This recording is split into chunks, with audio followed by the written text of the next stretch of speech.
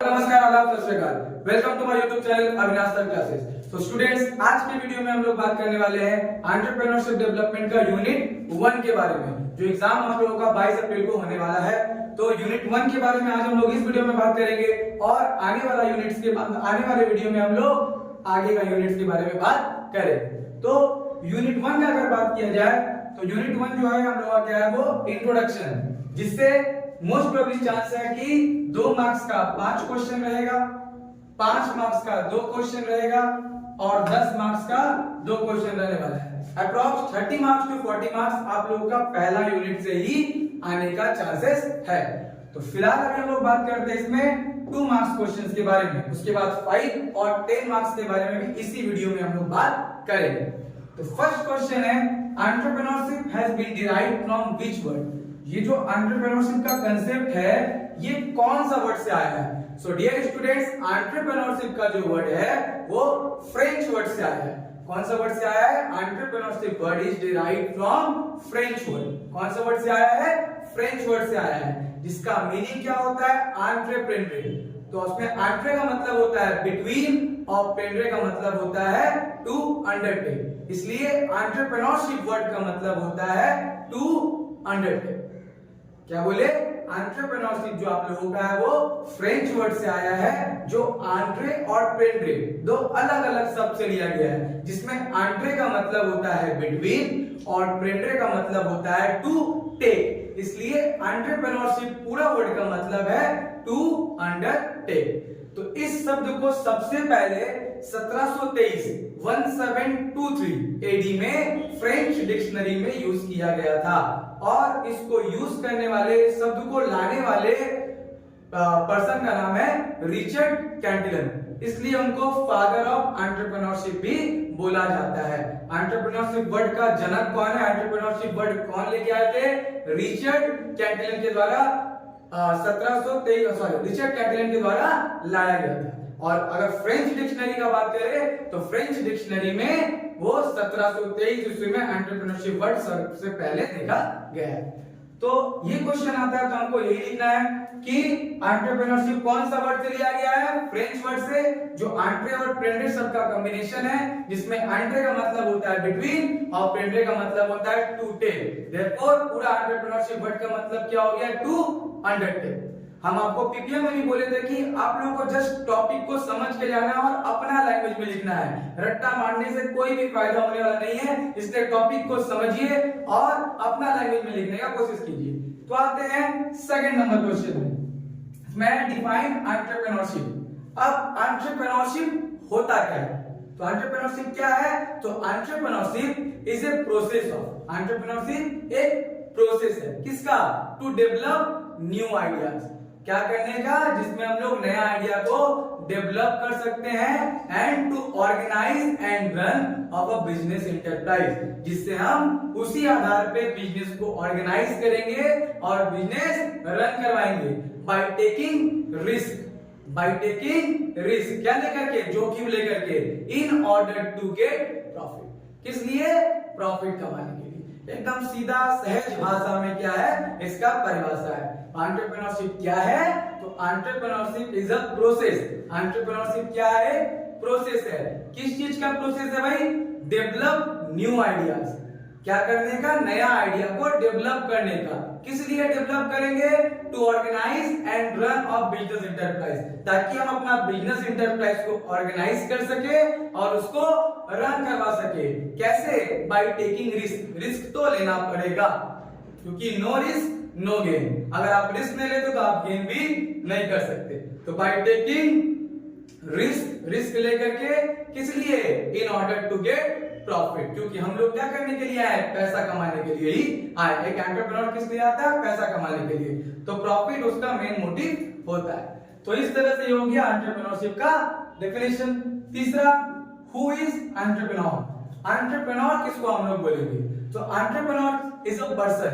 Entrepreneur एक person होता है हु हैज एबिलिटी, जिसके पास वो एबिलिटी होता है to discover new ideas.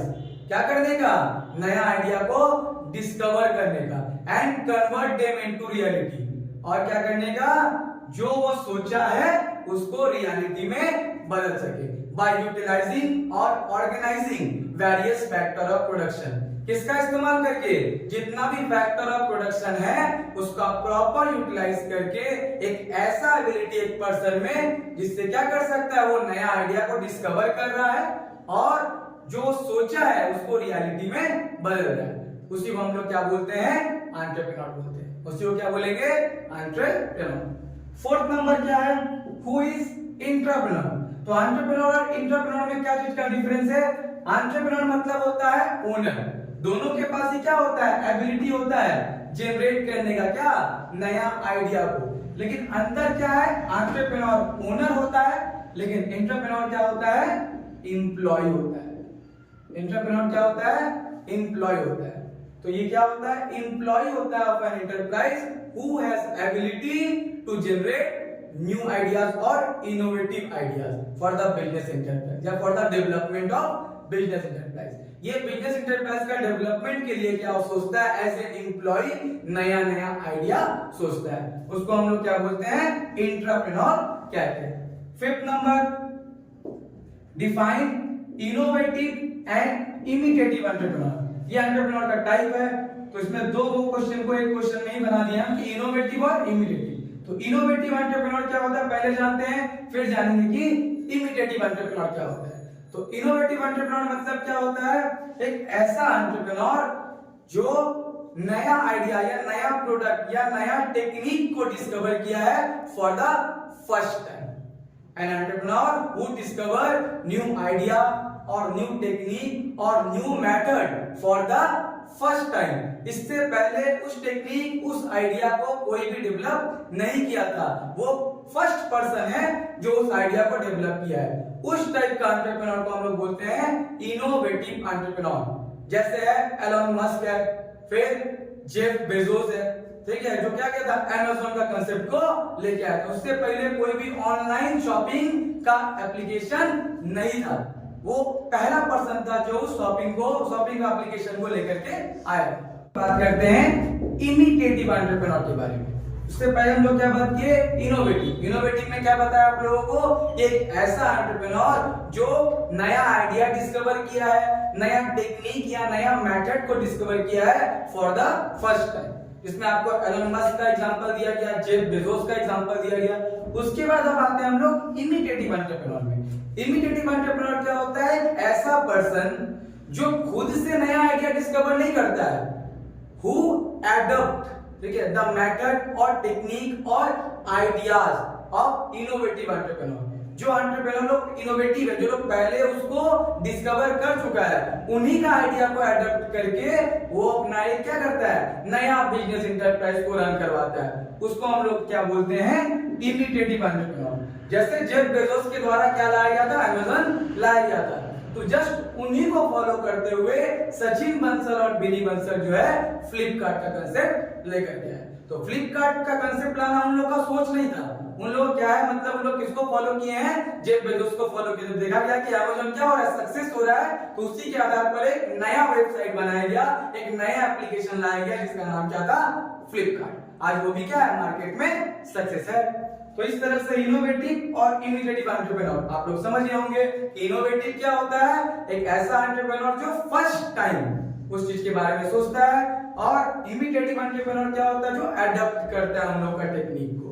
Next, who is Fabian entrepreneur. Fabian entrepreneur मतलब क्या होता है? ये लोग जो होता है, इन लोग का जो एटीट्यूड जो होता है, ये बहुत मतलब क्या है कि कैलकुलेटेड रिस्क लेकर के चलता है। ये लोग ज्यादा रिस्क नहीं लेना चाहते हैं। ये लोग कोई भी डिसीजन लेते हैं या कोई भी स्टेप लेते हैं, बहुत ही कैलकुलेटेड होता है, बहुत ही सोच समझ के काम किया जाता है इन लोगों के द्वारा। उसको हम लोग क्या बोलते हैं? Fabian entrepreneur.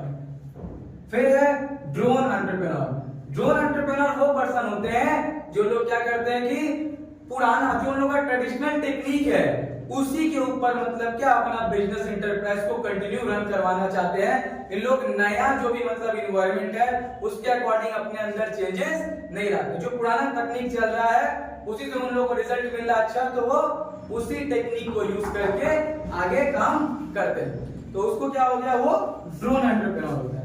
वो क्या होता है? Drone entrepreneur. फॉर एग्जांपल हो जाएगा कि आज जितना भी मार्केट में सिगरेट कंपनी आ जाए, बीड़ी जो है जो पहले था वो अभी भी है, वो अपने अंदर क्या हो गया, चेंजेस नहीं लाया है। सिगरेट डेवलप हुआ है लेकिन आज भी मार्केट में क्या बिकता है, बीड़ी बिकता ही है। तो उसको हम लोग क्या बोल सकते हैं, ड्रोन एंटरप्रेन्योर कह सकते हैं। फिर व्हाट इज इन्वेंशन? इन्वेंशन का मतलब क्या होता है, क्रिएशन ऑफ न्यू थिंग या creation of thing for the first time. जब कोई भी चीज पहला बार बनता है उसको हम लोग क्या बोलते हैं, इन्वेंशन। और इनोवेशन क्या होता है, when upgradation is made on the existing product. When upgradation is made on the existing product for create some value, उसका वैल्यू को बढ़ाने के लिए, जब कोई भी प्रोडक्ट या सर्विस का वैल्यू को बढ़ाने के लिए, उसके बेटरमेंट के लिए उसके ऊपर क्या किया जाता है, एप्लीकेशन किया जाता है या अपग्रेड किया जाता है उसको हम लोग क्या बोलते हैं, इनोवेशन बोलते हैं। नेक्स्ट वन क्या है, क्रिएटिविटी। क्रिएटिविटी क्या होता है, creativity is a ability of person. Creativity क्या है, एक पर्सन का एबिलिटी है। किस चीज का एबिलिटी है, टू जनरेट न्यू आइडियाज, ताकि हम लोग क्या कर सके, नया आइडिया को जनरेट कर सके, या to search solution for the problem या for the different problem.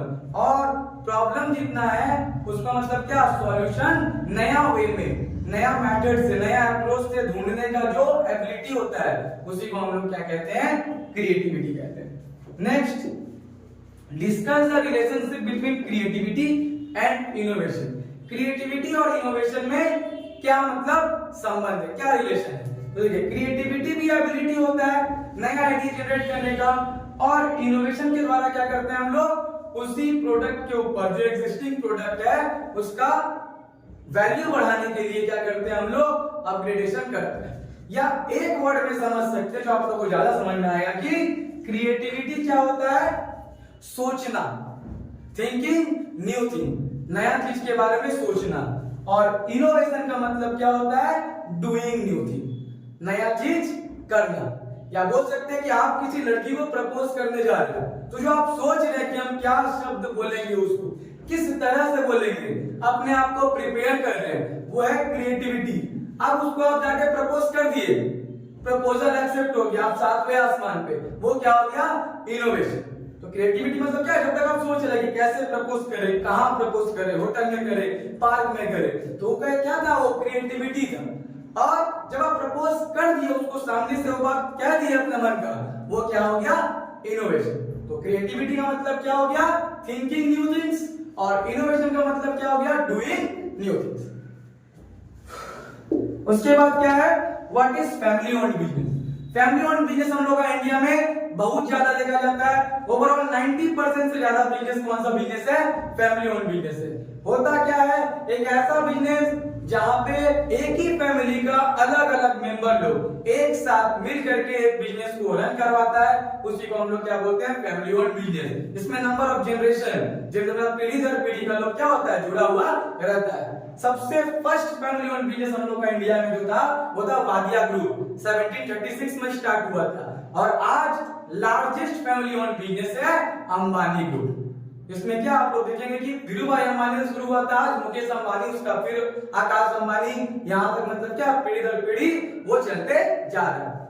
Next क्या है, what do you mean by conflict. Conflict का मतलब क्या होता है, जब दो या दो से ज्यादा लोगों के बीच कोई चीज को लेकर के डिसएग्रीमेंट होता है या फिर आर्गुमेंट हो जाता है, उसी को हम लोग क्या बोलते हैं, कॉन्फ्लिक्ट। व्हेन डिसएग्रीमेंट और आर्गुमेंट मेड बिटवीन टू और more person is called conflict. Last one जो 2 मार्क्स के लिए आप लोग का है कि वुमेन एंटरप्रेन्योर क्या होता है। तो वुमेन एंटरप्रेन्योर रिफर्स टू क्या है, वुमन और ग्रुप ऑफ वुमेन, एक औरत या औरतों का समूह जब क्या करता है, टू इनिशिएट, जब वो इनिशिएट करती है, ऑर्गेनाइज करती है और रन करती है एक बिजनेस इंटरप्राइज को।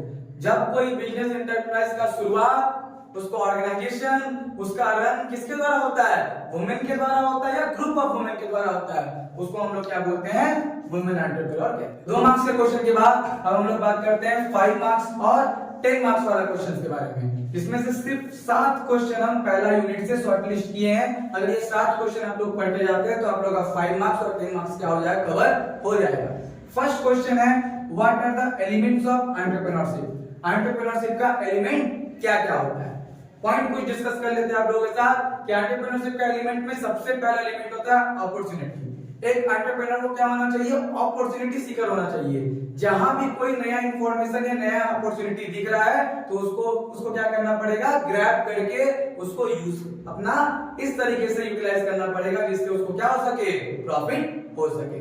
सेकंड है आइडिया, तो उसको हमेशा नया नया आइडिया के बारे में क्या करना पड़ता है, सोचना पड़ता है ताकि वो अपना प्रोडक्ट पे कंटिन्यूअसली क्या ला सके, इंप्रूवमेंट ला सके। तीसरा हो गया इनोवेशन। इनोवेशन से क्या होता है, प्रोडक्ट का या फिर कोई भी सर्विस का वो इंप्रूवमेंट लाने के लिए ही उसमें हम लोग इनोवेशन करते हैं। फोर्थ नंबर हो जाएगा सेल्फ कॉन्फिडेंस। उसके अंदर सेल्फ कॉन्फिडेंस होना चाहिए कि हम जो भी चीज कर रहे हैं वो क्या होगा, मेरा हित में होगा, या जो भी होगा वो क्या होगा, कस्टमर को वो चीज क्या आएगा, कस्टमर का नीड के अकॉर्डिंग वो करेगा। और वो ये मतलब उसके अंदर सेल्फ कॉन्फिडेंस होना चाहिए कि मेरा जो भी प्रोडक्ट या सर्विस बनाया जा रहा है वो मार्केट में क्या करेगा, अच्छा परफॉर्म करेगा। पांचवा रिस्क टेकिंग एबिलिटी, उसके पास रिस्क लेने का क्षमता होना चाहिए। अगर वो रिस्क ही नहीं ले पाएगा तो फिर अपना प्रोडक्ट के ऊपर डेवलपमेंट 100% नहीं कर सकता है। तो ये सब कुछ है एलिमेंट एंटरप्रेन्योरशिप का। उसके बाद क्वालिटीज, तो एलिमेंट ऑफ एंटरप्रेन्योरशिप और क्वालिटीज क्या है, लगभग सेम है। तो पहला इनोवेटिव, क्वालिटी क्या होना चाहिए एंटरप्रेन्योर का, वो होना चाहिए इनोवेटिव। फिर क्लियर विजन, उसका मिशन और जो मिशन है और विजन जो है वो क्या होना चाहिए, पूरा क्लियर होना चाहिए कि हम अपना बिजनेस को कहां देखना चाहते हैं और हम करना क्या चाहते हैं। नंबर 3 हो जाएगा पैशन, उसको अपने काम को एक जज्बे के तरह पैशन के हिसाब से करना, अपना काम को वर्क नहीं समझना, अपना पैशन समझना है, उसके अकॉर्डिंग उसको नया नया आइडिया को जनरेट करना है। फिर इंफॉर्मेशन सीकर, जहां से भी कोई इंफॉर्मेशन मिल रहा है उसको पहले वो क्या करेगा, कलेक्ट करेगा, फिर उसको अपने अकॉर्डिंग क्या करेगा, यूटिलाइज करेगा। फिर है सेल्फ कॉन्फिडेंस, उसके अंदर क्या होना चाहिए, सेल्फ कॉन्फिडेंस होना चाहिए। रिस्क टेकिंग एबिलिटी, ये सब भी क्या होता है, क्वालिटीज होता है किसका, एक एंटरप्रेन्योर का। और एक पॉइंट जोड़ सकते हैं आप लोग, डिसीजन मेकर, उसको क्या डिसाइड करना मतलब आना चाहिए, डिसीजन लेना की क्षमता उसके अंदर होना चाहिए कि कब कौन सा चीज को यूटिलाइज करना है, कब कहां पे कैसा डिसीजन लेना है, कि कौन सा मेथड का यूज होगा, कौन सा टेक्निक का यूज करके हम आगे बढ़ेंगे। थर्ड नंबर क्वेश्चन है प्रोसेस ऑफ क्रिएटिविटी। ये क्वेश्चन बहुत बहुत बहुत ज्यादा इंपॉर्टेंट है, इसको आप लोग स्टार मार्क कर सकते हैं 5 मार्क्स के लिए भी और 10 मार्क्स के लिए भी, लेकिन ज्यादा चांसेस मेरे हिसाब से 10 मार्क्स का होगा। तो प्रोसेस ऑफ क्रिएटिविटी, क्रिएटिविटी का प्रोसेस क्या होता है, तो नंबर 1 इसको आप लोगों को सीक्वेंस में लिखना पड़ेगा, मतलब एक सीरीज में नंबर बाय नंबर लिखना पड़ेगा। फर्स्ट है आइडिया जनरेशन, सबसे पहले हमको क्या करना पड़ेगा, आइडिया जनरेट करना पड़ेगा कि हमको करना क्या है। सेकंड नंबर हो गया प्रिपरेशन, उसको किस तरह से मतलब सॉल्व कर सकते हैं हम लोग, किस मेथड से उसमें लेके चलेंगे हम लोग काम को पूरा करने के लिए, उसके लिए क्या करना पड़ेगा, प्रिपेयर करना पड़ेगा। फिर हो गया इंक्यूबेशन, उसको प्रिपेयर करने के लिए क्या क्या चीज का हमको जरूरत पड़ सकता है। फोर्थ नंबर होता है एलिमिनेशन, और लास्ट वन है वेरिफिकेशन, जिसमें हम टेस्ट करके देखेंगे कि सब कुछ ठीक है या नहीं।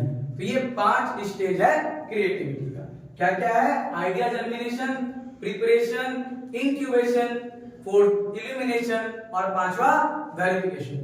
फिर बढ़ते हैं नेक्स्ट क्वेश्चन की तरफ, what are the functions of entrepreneur. Entrepreneur का क्या क्या फंक्शन होता है, तो सबसे पहला कि रिस्क टेकिंग फंक्शन, उसको रिस्क लेने मतलब पड़ेगा, बिना रिस्क लिए वो क्या कर सकता है, आगे जा नहीं सकता। अगर वो रिस्क नहीं ले पाएगा तो क्या कर सकता है, अपना प्रोडक्ट को ऊपर डेवलपमेंट कर ही नहीं पाएगा। दूसरा ऑर्गेनाइजिंग फंक्शन, तो उसको एक ऑर्गेनाइजर की तरह काम करना होगा, किस तरह से यूटिलाइज करना है अपना रिसोर्स को, किसके बाद कौन सा प्रोसेस होगा, ये सब ऑर्गेनाइज करने का काम भी उसी का होता है। तीसरा इनोवेटिव फंक्शन, हमेशा नया आइडिया को जनरेट करके इनोवेशन लाते रहना है उसका तीसरा फंक्शन हो गया।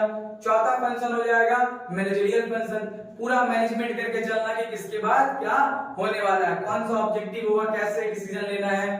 फिर 5वां नंबर डिसीजन मेकिंग फंक्शन, ये सबसे क्रूशियल फंक्शन होता है कि कौन सा मेथड का यूज किया जा रहा है, क्या ऑब्जेक्टिव होगा, क्या प्लान होगा, क्या पॉलिसी होगा, उसके बारे में डिसाइड करना। तो ये टोटल 5 फंक्शन होता है एंटरप्रेन्योर का। उसके बाद discuss the problem faced by women entrepreneur, जब वुमेन एंटरप्रेन्योर होती है तो उसके सामने क्या क्या प्रॉब्लम आ सकता है? सबसे पहला फंड का प्रॉब्लम, क्योंकि कोई भी बैंक या फाइनेंशियल इंस्टीट्यूशन वुमेन को लोन नहीं देता है क्योंकि उनके नाम में कोई प्रॉपर्टी नहीं होता है कि वहां पे उसको जमा करके क्या कर सके, सिक्योरिटी के रूप में जमा कर सके। तो उन लोगों को लैक ऑफ फाइनेंस या लैक ऑफ क्रेडिट मतलब होता है, उन लोगों को क्रेडिट फैसिलिटी बैंक या फाइनेंशियल इंस्टीट्यूशन के द्वारा नहीं मिलता है। दूसरा फैमिली टाइज, फैमिली के बंधन में वो लोग बंध के रहती है कि अपना समय वो फैमिली के साथ बिताए या फिर बिजनेस इंटरप्राइज में लगाए।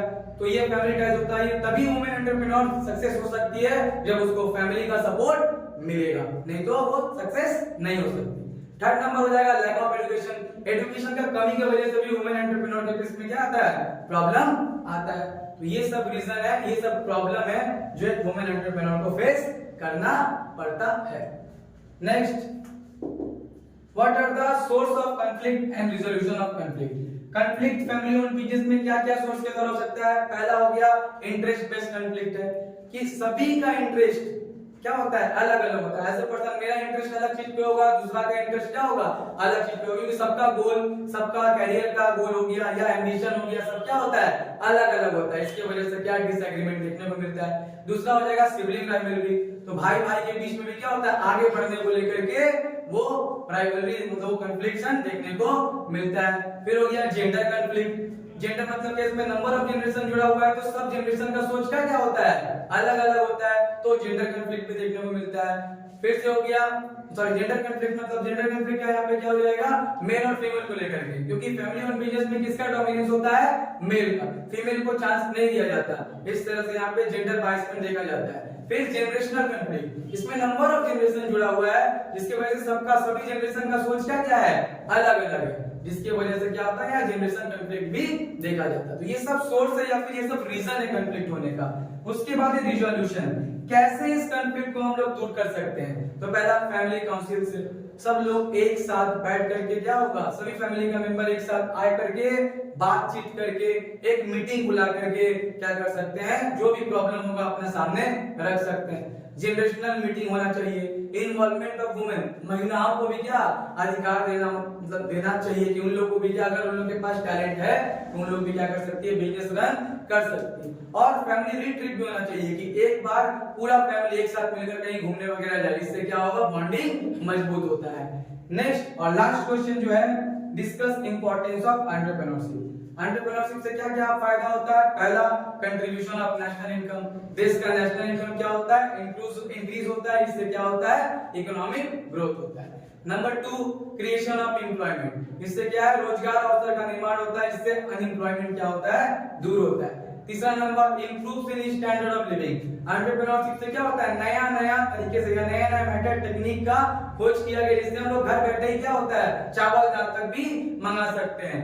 ठीक है। फिर लड़कियों के लिए नायिका आ गया, जिससे क्या आयुर्मानी काजल वगैरह वगैरह सब चीज क्या होता है, घर बैठे ही आ जाता है। जहाँ पहले नॉर्मल सा पैसा में भी काम हो जाता था, आज 150, 200, 250, 300 रुपया का भी मतलब क्या होता है, मतलब जितना number of variety quality product उन लोगों को यूज करने के लिए मिलता है घर बैठे, चाहे वो मेल हो चाहे फीमेल।